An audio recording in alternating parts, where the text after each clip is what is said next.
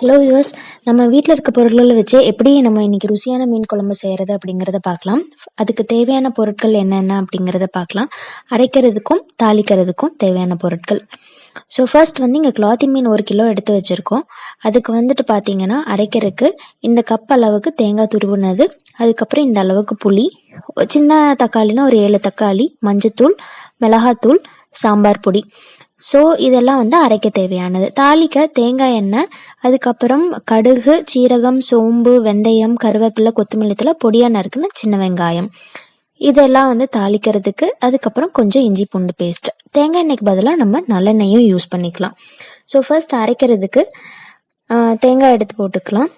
அது கூட புளி இந்த அளவுக்கு நம்ம அரைக்க போடுறதுனால ஊற வைக்காம போட்டிருக்கோம்.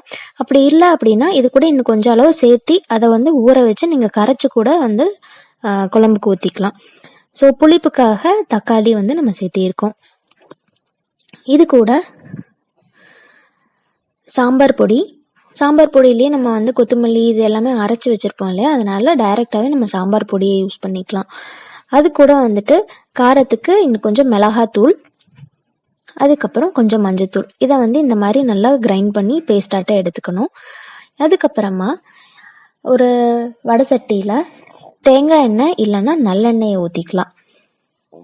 இப்போ நம்ம தாளிக்க எடுத்து வச்சுருந்தோம் இல்லையா, அது எல்லாத்தையும் ஒன்றா பிணைஞ்சிக்கலாம். சீரகம், சோம்பு, கடுகு, வெந்தயம், அது கூட கருவேப்பிலை, கொத்தமல்லி தழை, பொடியை நறுக்கி வச்சிருக்க சின்ன வெங்காயத்தையும் நல்லா ஒட்டா சேர்ந்து பிணைஞ்சு அதை எண்ணெய் காஞ்சானா அதில் விட்டு பொரிக்க விட்டுறணும். ஸோ இது கொஞ்சம் தாளிச்சானா தேவையான அளவு இஞ்சி பூண்டு பேஸ்ட்டு சேர்த்திக்கோங்க.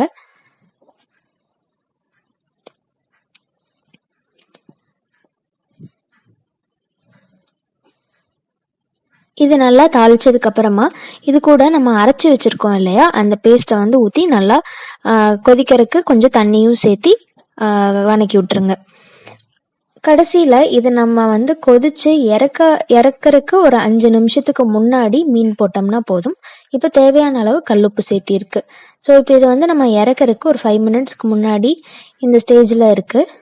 இந்த டைமில் ஏன்னா மீன் மண், அதுவும் இல்லாமல் நீங்கள் மண் வடை சட்டியில் செஞ்சீங்க அப்படின்னா இறக்குனதுக்கப்புறம் கூட போட்டுக்கலாம். ஏன்னா அந்த கொதி இருந்துக்கிட்டே இருக்கும்.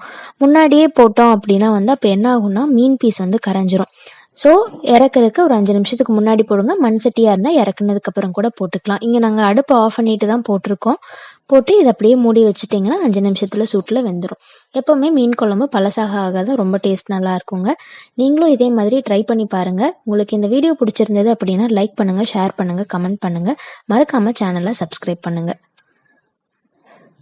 இது நாங்கள் இறக்குனதுக்கப்புறம் கூட பாருங்கள், மண் சட்டியிலேருந்து உங்களுக்கு கொதி வந்துட்டே இருக்குது. Thanks for watching.